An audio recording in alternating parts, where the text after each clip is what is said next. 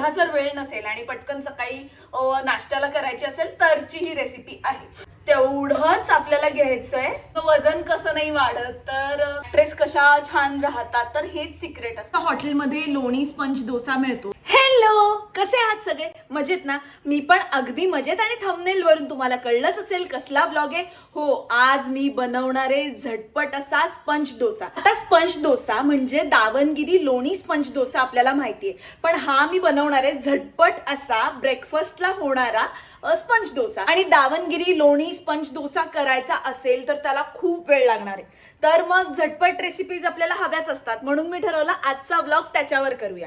आता मी हा सकाळी ब्रेकफास्टला नाही करत आहे, संध्याकाळच्या नाश्त्याला करतेय. पण तुम्ही हा सकाळी ब्रेकफास्टला करू शकतात. पटापट काहीतरी सुचलं आणि फरमाईश झाली किंवा काहीतरी कोणाला इम्प्रेस करायचं असेल तर नक्की डेफिनेटली हा डोसा ट्राय करा. अशा मी भरपूर रेसिपीज तुम्हाला झटपट होणाऱ्या दाखवतेच आहे. आता रिसेंटलीच मी वडापावची रेसिपी दाखवली होती, ती खूप जणांना आवडली, खूप जणांनी छान छान कॉमेंट्स केलेल्या, म्हणून मी विचार केला की मी ही रेसिपी तुमच्या बरोबर शेअर करते, कारण की अशा झटपट होणाऱ्या रेसिपी सगळ्यांना हव्याच असतात. तर एनिवेज, अजूनही चॅनलला सबस्क्राईब केलं नसेल तर प्लीज सबस्क्राईब करा, लाईक करा, शेअर करा, कॉमेंट करा. आणि झटपट करायची ही रेसिपी, तर झटपट व्हिडिओला सुरुवातही करूया. आता मी म्हणाली आहे झटपट होणार आहे ही रेसिपी, पण मी त्याच्याबरोबर म्हणजे डोस्याबरोबर मी सांबार करणार आहे. तर त्यासाठी मी आधी डाळ आणि शेवगा उकडून घेतलेला आहे.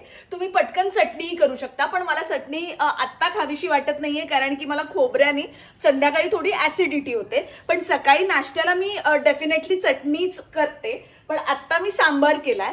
सो लोणी स्पंज डोसा आणि सांबार असं मी कॉम्बिनेशन करणार आहे. आणि यातही आता घरी माझ्या लोणी अजिबात नाहीये, त्यामुळे सगळ्यांना प्रश्न पडेल की ना आता कसं करणार. तर लोण्याच्या ऐवजी आपण तूप वापरू शकतो, एवढंच त्यातला फरक आहे. पण टेस्ट छानच येते, स्पंजी डोसा होतो आणि पटकन होणारी रेसिपी आहे. त्यामुळे मला हा करायला खूप मजा येते, म्हणजे ही रेसिपी करायला खूप मजा येते.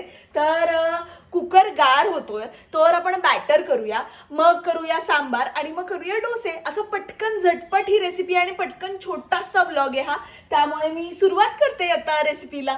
आता इन्स्टंट डोसा करायचा, त्याच्यासाठी इन्स्टंट असणाऱ्या किंवा इन्स्टंट अवेलेबल असणाऱ्या घरात अशा गोष्टी लागतात. तर खूप सोप्या आहेत. आता लोणी स्पंज डोसा जेव्हा आपण करतो रेग्युलर, तर त्याच्यासाठी आधी आपल्याला तांदूळ, उडदाची डाळ, मग ती भिजत घालायची, मग ती वाटायची, म्हणजे भिजत ती आधी 2-3 तास घालायला लागते, मग ती वाटायला लागते, मग ते फर्मेंट करायला एक 6 ते 7 तास ठेवायला लागतं. पण एवढा जर वेळ नसेल आणि पटकन सकाळी नाश्त्याला करायची असेल तरची ही रेसिपी आहे. तर याच्यासाठी प्रमाण खूप महत्वाचं आहे, त्यामुळे ही रेसिपी करताना प्रमाण तुम्ही लक्षात ठेवा. आणि तेही काही अवघड नाहीये, खूप सोपी रेसिपी आहे. यासाठी आपल्याला लागणार आहे रवा. आता रवा प्रत्येक आता ज्या ब्रेकफास्टच्या रेसिपीज असतात इन्स्टंट, त्यामध्ये वापरला जातोच. आता इडली पण रव्याची इन्स्टंट मी केलेली आहे डेली ब्लॉग मध्ये, ती जर पाहिली नसेल तर नक्की जाऊन बघा. पण आज आपण करणार आहोत लोणी स्पंज डोसा. तर याचं प्रमाण काय आहे, तर जेवढा तुम्ही रवा घ्याल, आता मी घेतेय साधारण 1 कप रवा, हा तेवढंच आपल्याला घ्यायचंय दही. आता दही कारण की फर्मेंटेड ते व्हायला हवं म्हणून. आणि याच्यामध्ये आपण बेकिंग सोडाही घालणार आहोत त्याला स्पॉन्जीनेस येण्यासाठी. पण हे फर्मेंट होण्यासाठी आपल्याला दही लागणारच आहे. आणि हे काही फार वेळ साईडला ठेवायचं नाहीये. जोवर मी सांबार करणार आहे तेवढ्याच वेळ हे साईडला ठेवणार आहे भिजवायला. त्यामुळे आता जेवढं मी रवा घेतलेला तेवढंच, म्हणजे एवढं दही घेतेय. डन. आणि आता याच्यामध्ये एक ट्रिक वापरायची, ती म्हणजे याच्यामध्ये भिजवलेले पोहे घालायचे. आता त्याचं प्रमाण काय आहे, जेवढा तुम्ही रवा घेणार तेवढंच दही आणि त्याच्या निम्मे पोहे. म्हणजे मी व्हिडिओ करता करता एका साईडला प्लॅन करता करता एका साईडला पोहे पण भिजत घातले होते. त्यामुळे अर्धा कप पोहे, भिजवलेले पोहे याच्यामध्ये घालायचे आणि यामध्ये थोडंसं पाणी घालायचं. आता याच्यामध्ये एवढं पाणी, दॅट्स इट. आणि हे मिक्सरला लावायचं आणि ह्याचं बॅटर बनवायचं. त्यानंतर काय काय घालायचं हे मी सांगते. आता मी एकटीसाठी करते त्यामुळे माझ्यासाठी हे प्रमाण करेक्ट आहे. जर जास्त जण असतील तर 2 वाट्या तुम्ही रवा घेऊ शकता, 2 वाट्या दही आणि 1 कप पोहे असं. आणि जर आणखीन करायचं असेल तर तसं तसं प्रमाण वाढवत जा. माझ्या घरातली मेन इसेन्शियल गोष्ट ती म्हणजे हा मिक्सर. कारण की बऱ्याच माझ्या रेसिपीज ह्या पटपट असतात, त्यामुळे झटपट होणाऱ्या असतात, त्यामुळे मला मिक्सर हा चांगलाच वापरायला लागतो.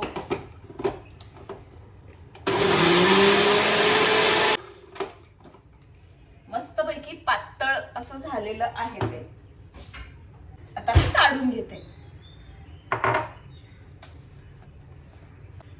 पूर्ण रवा हा बारीक झालेला आहे आणि पोह्यांमुळे त्याला एक असा छान दाटसर असं कन्सिस्टन्सी आलेली आहे. मी तुम्हाला दाखवते. दिसते. आणि आता ह्याच्यामध्ये घालायचंय मीठ. तुम्ही कोणतंही मीठ घालू शकता. आता काही रेसिपीजला मी पादेलोण मीठ घालते, काही रेसिपीजला मी साधं आपलं नॉर्मल असतं ते मीठ घालते. तर या रेसिपीमध्ये मी साधं नॉर्मल आपलं पांढरं मीठ आहे ते घालते. तुम्ही पादेलोण मीठ म्हणजे पिंक सॉल्ट ही घालू शकता. सो ते साधारण 1 चमचा घालते मी. आणि हे व्यवस्थित मिक्स करून घेते. आता ह्यामध्ये कोणताही कांदा, कोथिंबीर काहीही घालायचं नाही, कारण की स्पंज डोसा हा असा साधा सिंपलच असतो. त्याच्या बरोबरच्या गोष्टी असतात, त्याच्यामध्ये आपण व्हेजिटेबल्स घालू शकतो. जसं की मी सांबार करते किंवा चटणी करते. चटणी केली असते, करणार नाहीये मी आता. तर या डोशामध्ये बाकी काहीही वरतून टाकायचं नाही, कारण की तो छान असा पांढरा लुसलुशीत दिसला पाहिजे. एनिवेज, आता हे झालेलं आहे. आता मी पटकन सांबार करून घेते. आता बॅटर मी साईडला ठेवलेलं आहे. तर मी कांदा आणि टोमॅटो उभा चिरून घेतला. आता सांबारमध्ये मी नेहमी कांदा आणि टोमॅटो उभा चिरूनच घालते. प्रत्येकाची वेगवेगळी पद्धत असते करण्याची, मी असं करते. त्यामुळे खूप सोपी आणि झटपट होतं. कांदा आणि टोमॅटो पण उभा पटकन चिरून होतो. सो जशा आपण भाज्या चिरतो तशी त्या भाज्यांना टेस्ट येते असं मला वाटतं. त्यामुळे याला टेस्ट उभ्या कांद्याची खूप छान येते. त्यामुळे कांदा किंवा टोमॅटो, त्यामुळे मी जनरली सांबारसाठी उभाच कांदा आणि टोमॅटो चिरते. आता यामध्ये घालूया पॅन मध्ये तेल. सो सकाळच्या वेळेला मला असं वाटतं ही पटकन होणारी रेसिपी आहे. सगळे उठून रेडी होण्याच्या आत आपला कुकर लावून होऊ शकतो. आता मी काय केलंय तर डाळ जी शिजवलेली आहे त्याच्यामध्ये तूर आणि मूग अशा दोन्ही डाळी घेतल्या. आणि माझ्या घरी आता कोणती भाजी दुसरी अवेलेबल नव्हती, नाहीतर याच्यामध्ये भोपळा पण छान लागतो. आपला कोणता लाल भोपळा खूप छान लागतो. पण आता लाल भोपळा नव्हता, पण माझ्या घरी शेवगा होता. तर मी तोही याच्यामध्ये शिजवायला धुवून त्यातल्या शिरा असतात त्या व्यवस्थित काढून एकत्रच शिजवून घेतलंय मी हे. आणि आता करूया सांबार. त्याच्यासाठी मोहरी आणि जिरे. ऑलरेडी पॅन खूप तापलाय म्हणून मी दोन्ही एकत्र घातलंय, नाहीतर आधी थोडी मोहरी तडतडू द्यायची. आता त्याच्यामध्ये कांदा,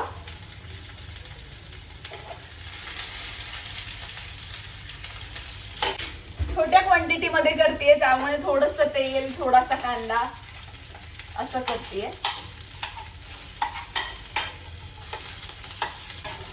आणि मग उभा चिरलेला टोमॅटो.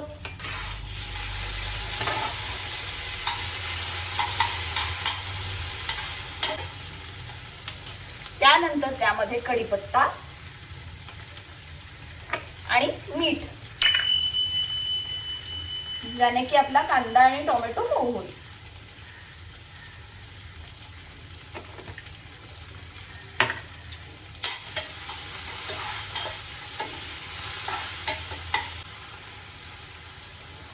मस्तपैकी आता कांदा आणि टोमॅटो मऊ झालेला आहे. आता त्यामध्ये घालूया मसाले. हिंग, थोडीशी हळद आणि लाल तिखट 2 चमचे. आता तुम्ही सांबार मसाला कोणताही घेऊ शकता.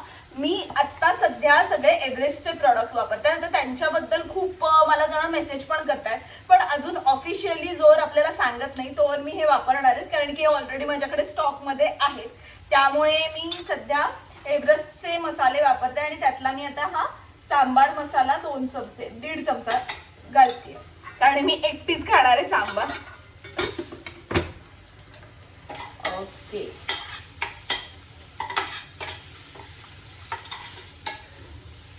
आणि मग ही डाळ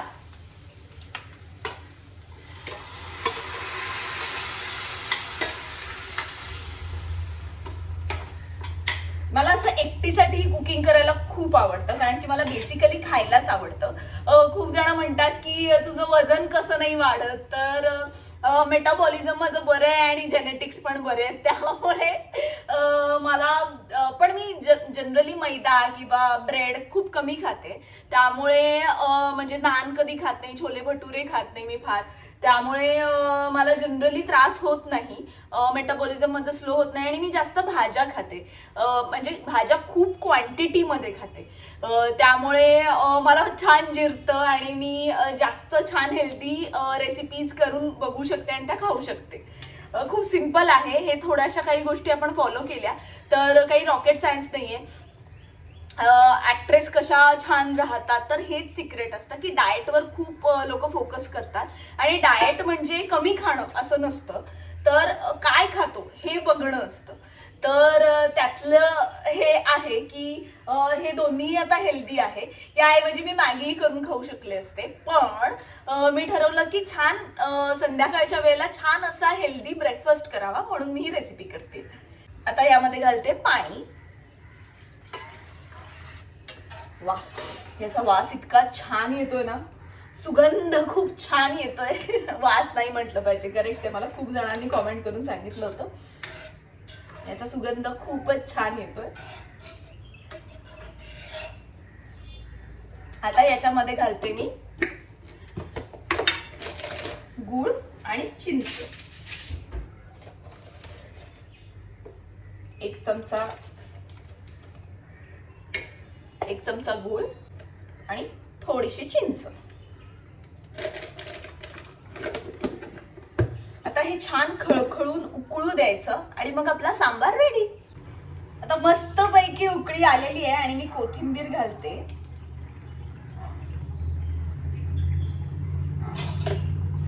आणि एकदा हलवून घेते.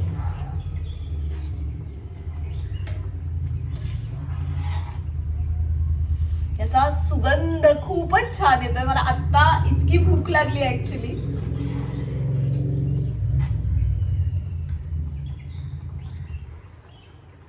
आणि डन, आपला सांबार झालेला आहे. आता मेन रेसिपीकडे येऊया, ते म्हणजे स्पंज डोसा.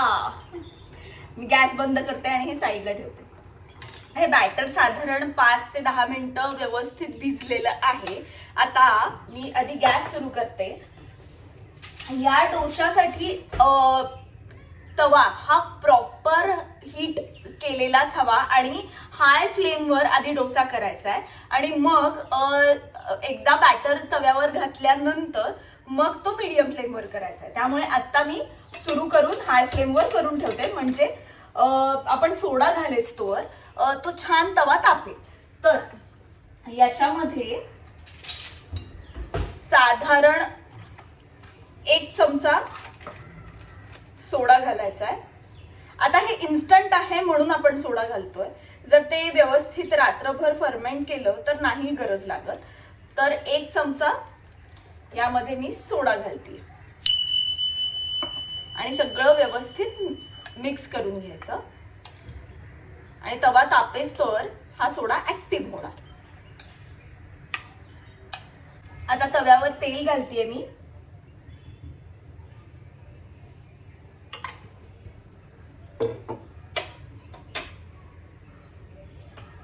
आणि आता आपलं बॅटर मस्तपैकी फसफसलंय ते.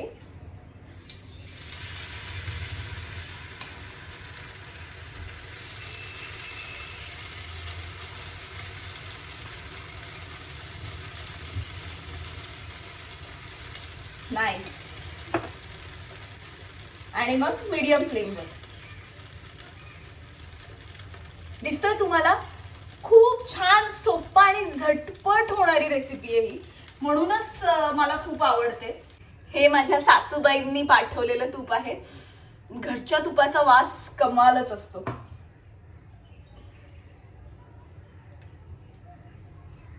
वा,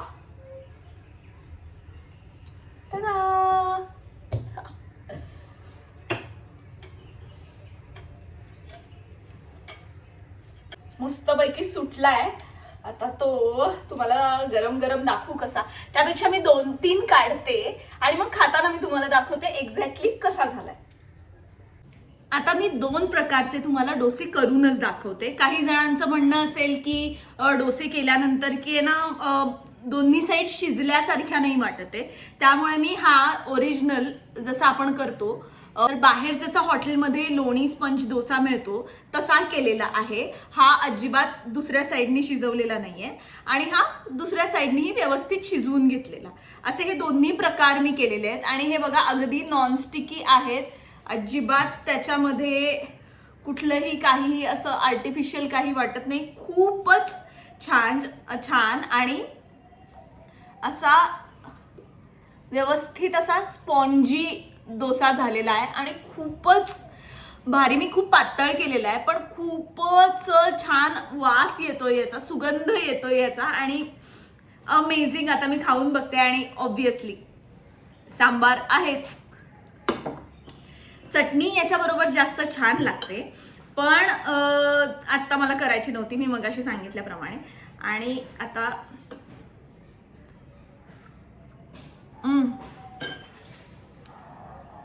mouth melting.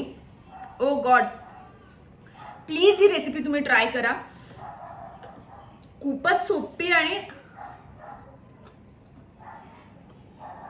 Mouth melting sponge dosa झालेला आहे.